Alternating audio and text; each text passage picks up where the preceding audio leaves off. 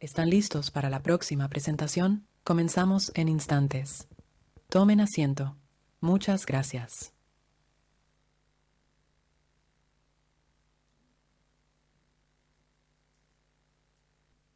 Muy buenos días a todos.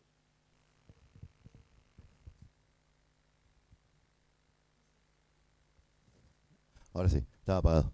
Muy buenos días a todos. Gracias por estar en esta presentación. La verdad que cuando uno se plantea varias cosas de qué es lo que nos da la psiquiatría, bueno, en principio nos puede dar mucho conocimiento, mucha apertura a diferentes experiencias. Particularmente a mí me dio la oportunidad de conocer mucha gente solidaria y gente que me ha formado y muy buenos amigos. La verdad que esta mesa costó armarla porque es gente muy valiosa y costó reunirla. En primer término, yo estoy muy agradecido que Eduardo Leiderman venga acá, es una persona muy valiosa, más allá de los antecedentes curriculares que él tenga. Él ha colaborado muchísimo en los consensos de tratamiento, sobre todo en esquizofrenia. Es una persona que tiene muchas publicaciones de referato internacional y espero que lo sepan aprovechar. ¿Sí? Él va a hablar de los nuevos tratamientos en esquizofrenia. Después, en segundo turno, si es que llega, va a estar el doctor Vaca Flores, un médico de Salta, que cuando uno se plantea varias cosas, sobre todo con los tratamientos de terapia electroconvulsiva, siempre se toma como referencia a la ciudad de Buenos Aires. Bueno, el doctor Vaca Flores tiene una amplia trayectoria en el uso de ese tipo de terapias y la verdad que es una persona que es muy valiosa a la hora de transmitir ese tipo de experiencias, ¿sí? Porque es una persona que más o menos está en el promedio de 2 o 3 pacientes con terapia electroconvulsiva por semana. Entonces es muy valioso el aporte que él nos puede hacer. Y en tercer término, bueno, muchas gracias. La verdad que para mí la verdad es un placer tenerte. Es un amigo que 17 años, 20 años, 20 años, conocido como el negro de Neuro, el doctor Gabriel Fratícola. Eh, Él me ha dado con toda su solidaridad de su conocimiento y la verdad que en esa época, cuando yo era concurrente del Hospital Borda y me habían ofrecido empezar a hacer guardias en el Hospital Parisien, eh, que en realidad me lo ofreció una señora que comandaba todo, que era la secretaria del servicio, yo había aceptado y me dice, bueno, el doctor Fratícola lo va a pasar a buscar por su casa y me pasó a buscar en un 147 y de ahí eh, se empezó a hacer algo placentero, en principio trabajar con él, que te transmitiera todos los conocimientos que él tiene. Él es uno de los discípulos del doctor Goldar y la verdad que para mí es un honor tenerte aquí, obviamente hablar de neuroimágenes en esquizofrenia, ¿sí? Así que por favor, Eduardo, comenzamos.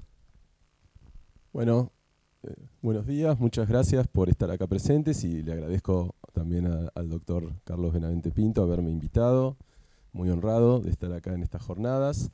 Y vamos a hablar de los nuevos fármacos en el tratamiento psicofarmacológico de la esquizofrenia.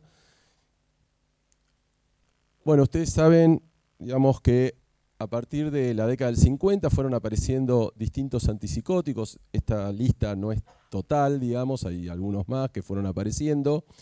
Sabemos claramente que hubo una disminución notable de la cantidad de pacientes internados a partir, o sea, en la década del 50 cae notablemente la cantidad de personas internadas en todo el mundo, cosa que no había hecho ni el psicoanálisis, ni lo hizo la psicoterapia cognitiva posteriormente. Digamos, fueron los antipsicóticos lo que lograron, digamos, que muchos de los pacientes internados pudiesen, digamos, volver a estar en la comunidad. Sin embargo, sabemos que tenemos muchas expectativas frustradas con el tratamiento psicofarmacológico de los pacientes. Por un lado, sabemos que los síntomas positivos son tratados en la gran cantidad de casos, en la gran mayoría, en forma parcial. Es decir, que los pacientes, a pesar de que, digamos, mejoran de esos síntomas, posiblemente los siguen padeciendo, quizás con menos contenido afectivo, pero siguen teniendo alucinaciones o ideas delirantes. También sabemos que los medicamentos actúan algo sobre los síntomas negativos secundarios, poco o casi nada sobre los síntomas negativos primarios. O sea que esa es todavía una de las expectativas que tenemos con respecto a los tratamientos psicofarmacológicos que no ha sido cumplida. Nula eficacia en relación a los déficits cognitivos. Sabemos que inclusive el haloperidol y la clozapina son los antipsicóticos, que si bien son muy efectivos para los síntomas positivos, sin embargo tienen bastante problemas con lo que tiene que ver con los déficits cognitivos, en algunos casos agravándolos. Sabemos también que hay un grupo de pacientes, aproximadamente un tercio, que no responde a por lo menos un par de tratamientos antipsicóticos, y cuando le damos clozapina, el 50% de ellos solamente van a tener una respuesta total o parcial, es decir, que hay un 15% de pacientes que no van a responder de ninguna manera con ningún antipsicótico, que es una cantidad bastante grande. También sabemos que los antipsicóticos de segunda generación, que a pesar, digamos, de que han mejorado mucho en los términos de los síntomas extrapiramidales, aún tienen, digamos, también síntomas muy gravosos que yo creo que más o menos quizás los psiquiatras del futuro, dentro de 100 años, van a mirar la psiquiatría que nosotros hacíamos y se van a agarrar la cabeza, como nosotros ahora lo hacemos con la lobotomía, pero que en ese momento, digamos, le dio el premio Nobel, digamos, al inventor de esa técnica. Y también sabemos que la recuperación implica toda una serie de cuestiones en términos de la rehabilitación y que el tratamiento psicofarmacológico es solo una pequeña parte de eso. ¿Qué es lo que entonces necesitamos actualmente? Por un lado, más investigación psicofarmacológica. La verdad que somos nosotros los psiquiatras los que le tenemos que reclamar a la industria farmacéutica que esté investigando más. Lo cierto es que después de la década del 90, las investigaciones que fue la década del cerebro, ¿no? Después las investigaciones empezaron a disminuir y hoy en día hay muchas investigaciones en relación, por ejemplo, a anticuerpos monoclonales, otras investigaciones para patologías más específicas. Sin embargo, digamos, se ha frenado bastante la investigación farmacológica en lo que tiene que ver con la psicofarmacología y somos nosotros los que tenemos que reclamar eso. Por otro lado, también tenemos que reclamar que no hayan más drogas Me Too, es decir, drogas que vuelven a ser lo mismo que ya con las drogas, con las múltiples drogas que ya tenemos. Digamos, tenemos que pedir drogas que vayan por otros caminos y posiblemente eso va a permitir actuar sobre ese porcentaje de pacientes que no son beneficiados con las drogas que ya tenemos. Y también tenemos que salir de la idea de que con un medicamento vamos a poder resolver todos los problemas que tiene la persona con esquizofrenia. Ya hoy en día sabemos, como en muchas otras patologías, que hay que usar a veces polifarmacia y que vamos a tener que actuar sobre distintos dominios, el dominio cognitivo, el negativo, el positivo, posiblemente con fármacos distintos. Bueno, en ese sentido, digamos, un medicamento que se está estudiando hoy en día es la brilaroxazina de Reviva Pharmaceutical. Es también una droga Me Too, es un agonista parcial de 2, de 3, de 4, 5-HT1A, 5-HT2A, antagonista 5-HT2B, 2C, 6 y 7, con una vida media aproximada de 40 horas y una toma diaria. Tiene un fase 2 en donde, como ustedes ven, digamos, hubo una mejoría en la PANSS total, en la PANSS positiva y en la PANSS negativa. Tiene, digamos, la acaticia como uno de los efectos adversos más importantes, que es bastante común en los agonistas parciales. También un aumento de enzimas hepáticas, pero no hubo cambios metabólicos. No pareciera, digamos, que va a traer mucha mayor mejoría de las drogas que ya tenemos. Y este es un fase 3 que se hizo últimamente, todavía no fue publicado, pero esto es lo que aparece, digamos, en la página del laboratorio, en donde se vio también una mejoría en la PANSS total, en los síntomas positivos, en los negativos, etcétera, digamos en la CGI, y se cree que hay otros dos que están en camino, digamos, un estudio de 6 semanas y uno de 1 año. Se cree que en el 2025 el laboratorio va a pedir la aprobación por la FDA de este medicamento. Así que posiblemente pronto lo tendremos. El otro que sí existe desde el año 2021, pero no creo que llegue acá a la Argentina, es la combinación de olanzapina-samidorfano.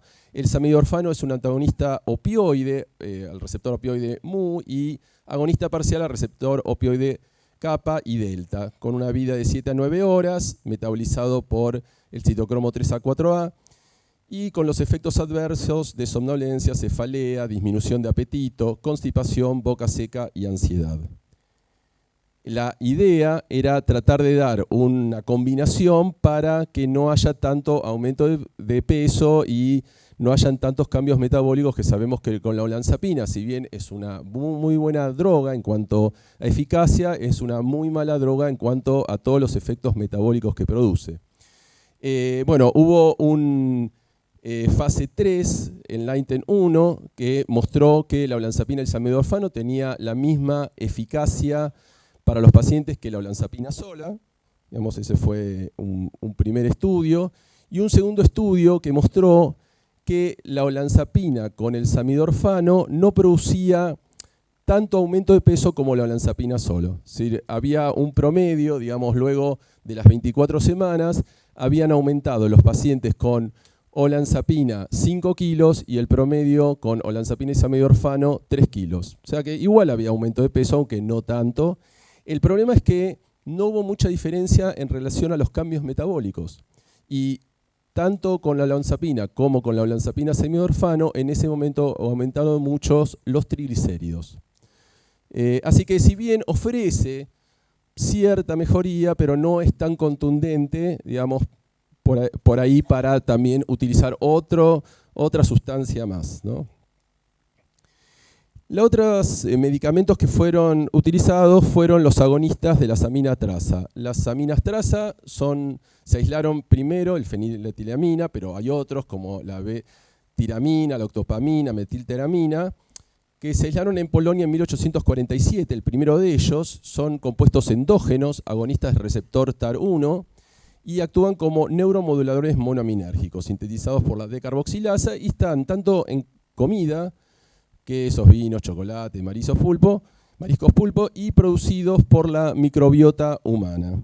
Nosotros tenemos 6 receptores, a TAR1 a TAR6 en el cuerpo humano. El TAR1 es el receptor al TAR1 es el más importante, se encuentra en el sistema nervioso central en distintas regiones, como la corteza frontal, el estriado, el hipotálamo, hipocampo, la amígdala, la corteza olfatoria, y también, digamos, se encuentra a lo largo del cuerpo, en el aparato digestivo, en las células pancreáticas, en los leucocitos.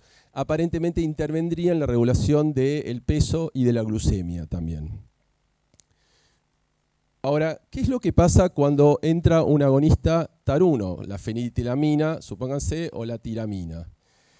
Se va a unir con el receptor, que es un receptor intracelular. Ese receptor se trasloca a la membrana, se une al receptor dopaminérgico y va a producir distintas cosas. Por un lado, va a hacer que la vía del D2 no vaya por la beta-arrestina, que lo que hacía era estimular a la glucógeno sintetasa 3-beta-quinasa, que es un paso para la apoptosis celular. O sea, esa fase la va a inhibir y va a ir más por la vía de la adenilciclasa, llevando entonces a distintas acciones. Por un lado, va a inhibir a la tirosina hidroxilasa, por lo tanto va a haber menos producción de dopamina, va a inhibir a la decarboxilasa, por lo tanto va a haber menos producción de feniletilamina, de tiramina, va a hacer que entre menos dopamina en la célula, digamos, porque va a disminuir la sensibilidad del transportador de dopamina, como así también va a disminuir la sensibilidad del receptor a la dopamina. Es decir, que tienen distintos efectos sobre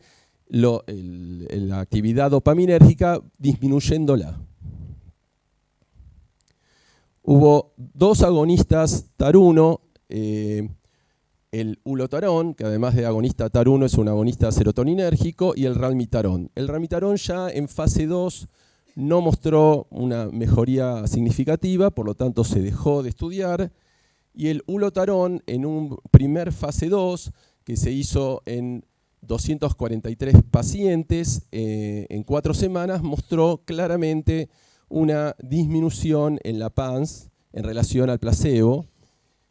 Los efectos adversos, somnolencia, agitación, náuseas, diarrea, dispepsia, y luego se vio en un estudio más a largo plazo, de 26 semanas, que la PANSS iba disminuyendo su valor, es decir, mayor eficacia, y que los síntomas, los efectos adversos fueron la agitación, la cefalea y el insomnio. Con toda esta idea se decidió hacer un fase 3. El fase 3 no fue publicado porque no dio una mejoría significativa. Eran 2 los laboratorios los que estaban investigando esto, Sumitomo y Otsuka. Sumitomo en marzo se salió, digamos, de la unión con Otsuka, le dejó el ulotarón a Otsuka. Otsuka todavía no sabe muy bien qué va a hacer en relación a lo que tiene que ver con la esquizofrenia, sí lo está estudiando para, como add-on para la depresión mayor unipolar y para el trastorno de ansiedad generalizado. Pero aparentemente llegamos a un camino sin salida en relación a la esquizofrenia.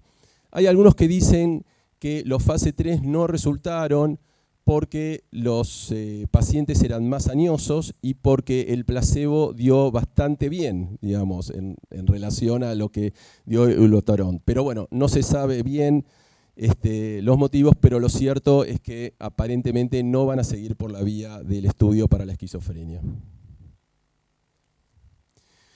Otra de las teorías que ya están hace tiempo es la teoría colinérgica de la esquizofrenia.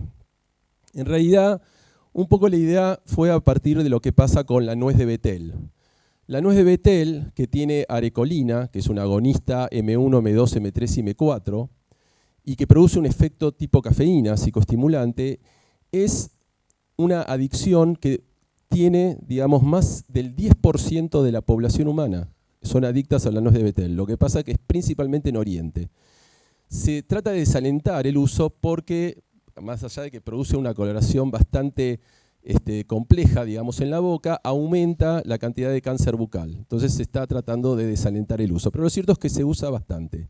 Una cosa interesante, descriptiva, que se vio, es que los pacientes que eran adictos a esta nuez de Betel tenían una menor cantidad de síntomas positivos y de síntomas negativos, digamos, los pacientes con esquizofrenia.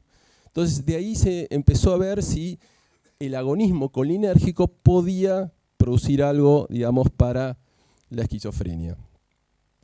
También se sabían y se saben ciertas alteraciones colinérgicas que hay en la esquizofrenia. Las interneuronas colinérgicas están reducidas en el estriado ventral, hay una disminución de los receptores M1 y M4 en distintas áreas del cerebro, principalmente en hipocampo. El donepezilo, que es un inhibidor de la acetilcolinesterasa, que aumenta las concentraciones de acetilcolina, tiene una eficacia contradictoria.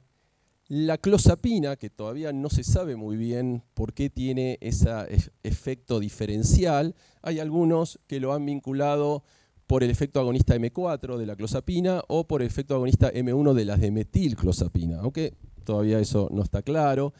Y también se sabe que el agonismo breve muscarínico con las neuronas dopaminérgicas estriatales aumenta la liberación, pero el prolongado disminuye la liberación de dopamina. Y acá tienen, no sé si se llega a ver, que el autorreceptor M4, al ser agonizado, disminuiría entonces la liberación de acetilcolina y esto llevaría a una menor estimulación de las neuronas dopaminérgicas. Y acá, en la corteza, el agonismo M1, digamos, lo que llevaría es a un aumento de la excitación del GABA, lo que disminuiría la excitación de la neurona piramidal glutamatérgica y por lo tanto una menor activación de las neuronas dopaminérgicas. Eso es como se cree que el agonismo muscarínico podría actuar en forma beneficiosa para los pacientes con esquizofrenia. Ahora, ya se había estudiado un agonista no selectivo M1-M4, la xanomelina. Se había estudiado primero en el Alzheimer y después se estudió en la esquizofrenia, donde se había visto una buena eficacia, tanto en la PANSS general, en la CGI y también en ciertas funciones cognitivas. Sin embargo, digamos, cuando se empezó a ver los efectos adversos, se producían muchos efectos adversos como náuseas, vómitos, dispepsia, y se decidió dejar de lado. Sin embargo, Karuna Therapeutics decidió unir a la sanomelina con el cloruro de trospium. El cloruro de trospium es un antagonista colinérgico que actúa a nivel periférico, no pasa la barrera hematocefálica. Es decir, tenemos un agonista M1, M4 a nivel central y un antagonista muscarínico a nivel periférico. Y hicieron este medicamento que se llama CARXT. Bueno, estos son ya fase 3. Este es de 205, fíjense que fueron publicados este año, uno en el Lancet, 252 pacientes durante 5 semanas, y se observó una mejoría en la PANSS total, PANSS positiva, en la PANSS negativa, digamos, y efectos adversos más importantes fueron la constipación, por el antagonismo, ¿no? La dispepsia, cefalea, náuseas, vómitos, hipertensión arterial y mareos. El Emergent 2, que se publicó también en JAMA este año, de 256 pacientes y también de 5 semanas, se encontró en este sí una mejoría en la PANSS total y en la PANSS positiva, pero no se halló esa mejoría en la PANSS negativa. Sin embargo, digamos, actualmente se están haciendo 2 fase 3 más, de 6 semanas, y la idea es que posiblemente en septiembre de este año Karuna Therapeutics va a presentarse en la FDA para lograr la aprobación de este medicamento, así que posiblemente este medicamento sí vaya a salir a la luz y lo vamos a tener prontamente. Y por último, quería hablar de la iclepertina. La iclepertina es un inhibidor del transportador de glicina. Ustedes saben que la glicina es un modulador de receptor NMDA glutamatérgico, y cuando aumenta la cantidad de glicina mejora la neurotransmisión mediada por el receptor NMDA, con una vida media de 37 a 59 horas y una toma matinal de la dosis. Hay un fase 2 doble ciego ya publicado de 509 pacientes. Es un add-on, es decir, pacientes que ya estaban tomando antipsicóticos de 12 semanas, porque justamente cuando se estudian eficacia sobre los trastornos cognitivos tenemos que dar tiempo, no pueden ser estudios de solo 4 semanas. Es más, hay algunos que todavía critican el hecho de que sea solo 12 semanas, dicen que debería ser todavía más tiempo, inclusive 6 meses. La mejoría no se vio con todas las dosis, sino con 10 y 25, y lo que mejoró es todo un score general de la Matrix, que es una batería de test que se utiliza justamente, está estandarizada para el estudio de los déficits cognitivos de la esquizofrenia. Los efectos adversos fueron cefalea, somnolencia, síntomas gastrointestinales y disminución de la hemoglobina. Hoy en día ya se está casi terminando, si es que ya no se terminó, un fase 3, y posiblemente pronto vamos a tener los resultados, especialmente, digamos, en si se produce una mejoría de la memoria de trabajo, que es lo que están también investigando. Por lo tanto, como conclusiones, podemos tener que existen nuevas opciones futuras para el tratamiento farmacológico de la esquizofrenia, pero deberíamos reclamar muchísimas más. Que se está comenzando a considerar el tratamiento farmacológico de las dimensiones más que el global. Bueno, por ejemplo, en esto que decimos de la iclepertina, de estudiar específicamente la eficacia sobre el déficit cognitivo.